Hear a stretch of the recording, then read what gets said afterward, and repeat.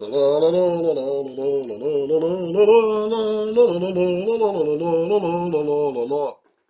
Isengard for you. Now, the classic review of the day is Høstmørke from Norway by Isengard, a Fenris solo project. And now, if there should be any questions, who is this Fenris guy? Well, do your Dark Throne learning, should I say, or whatever. I'm just gonna unbox this really quickly because there's no point unboxing old CDs so much. As you can see, this is old school, all white, no colored backgrounds, inlays or whatever. Here's the information, track list and all that stuff. So as you can see, this one is recorded between 1994 and 1995, and this is old Moonfog release. So it's old release. And here is the immortal sentence used in many times. That is certain life is not. And then we have obviously young Fenris Gulvenagel here on the cover. You might notice this is the same building that was used as kind of a backsetting for Storm album Norwegian. And here are some of the lyrics. Not too much, but at least some. So there you have it. And now you might wonder or question why Isengard as the classic album. Now this is kind of a continuation, to my Dark Throne worst to best video, which I did already a few weeks ago. Been listening to a lot of Dark Throne during the summer.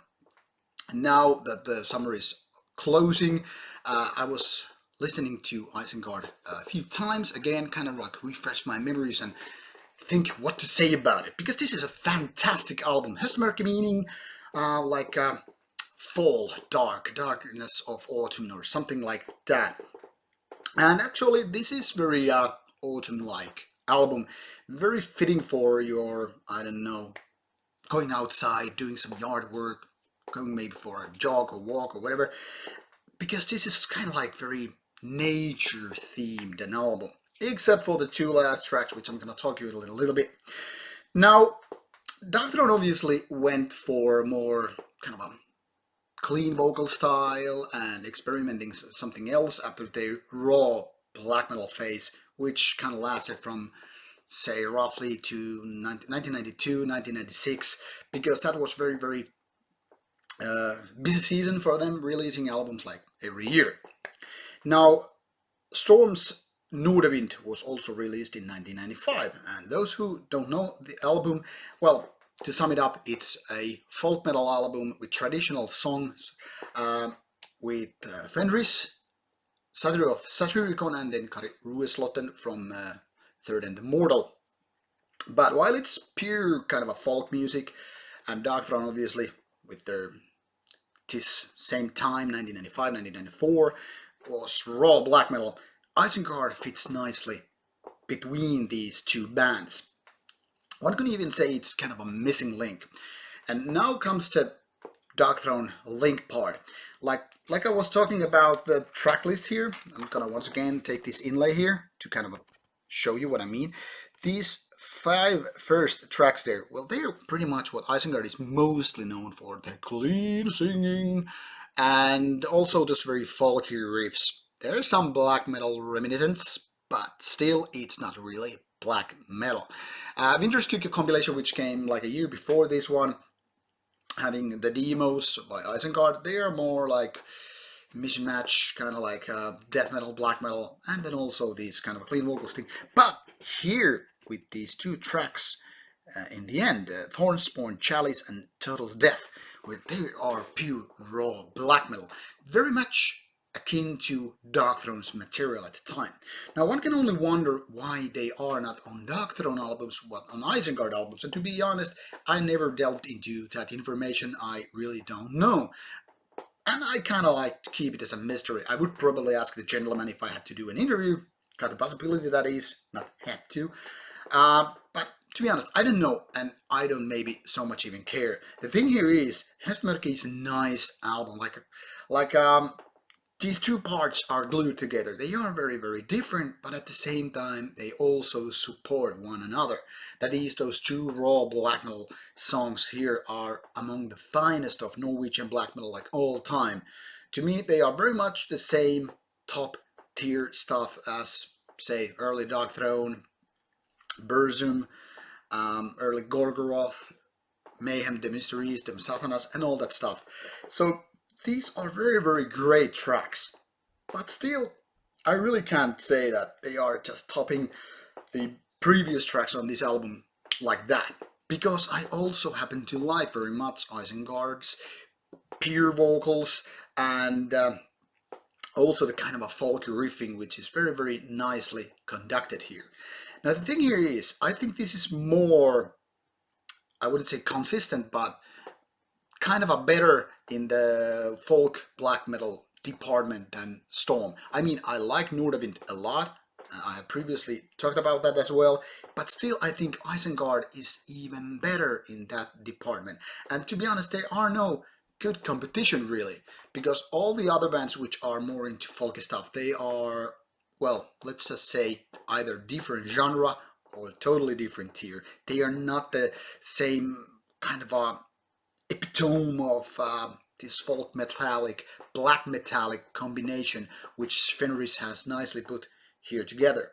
Now the sad thing is obviously that basically Isengard ceased to exist after this one. There are a couple of releases which came out later, but this is the only full album that the Isengard ever released. Winterskug being more a compilation, and the rest are not full albums anyway. So Høstmørke is kind of a one-of-a-kind of release.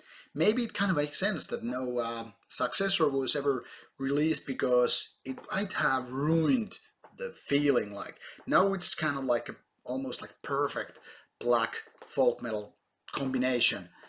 And because there is no successor, it's kind of like, okay, they never did a bad album kind of a thing.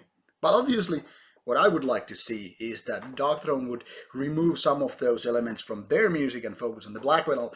And maybe if Fenris had been more active with Isengard, some of these not so much black metallic elements would have never gone into Dark Throne's music.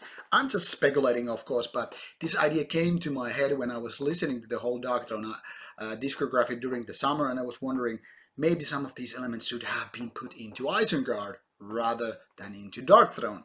And that came to me again when I was listening to this Høstmørke, because I was wondering, like, man, these ideas are so good. Fenris might not be the best of the black folk vocalists out there. I mean, it's kind of like not really singing school kind of stuff, but I like the raw output. I mean, it seems like he's singing straight from the heart, It's not like this is technically pure or whatever, but that kind of underlines the thing here. It's just pure feeling, emotion, dedication and whatnot. And then when it finally shifts into this raw black metal stuff, the quality doesn't go up or down so much, but it just changes. It's like a split release by one man on one album. So it's a really, really great album. And the funny thing is, because this is only like 32 minutes or whatever, it never gets boring. So you might just like, okay, I'm going to give it another spin, and then another spin, and then another spin.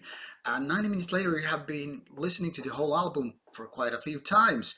And you're like, okay, now I'm pretty much finished. So it's not like going extra lengthy, but kind of having the kind of like a ration, a meal of sorts, which is just perfect size. Not too small, not too big, but the perfect size.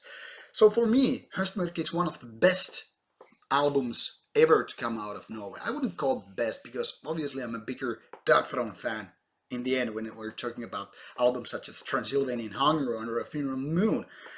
But still, even though this is not a pure black metal album, this, I think, beats many of the black metal albums ever come out of Norway. It's a great album once again, and if you have missed this back in the 90s, go check it out. It's still a golden album. Thank you for watching, and looking forward to hear your thoughts about Høstmørke and Isengard. See ya.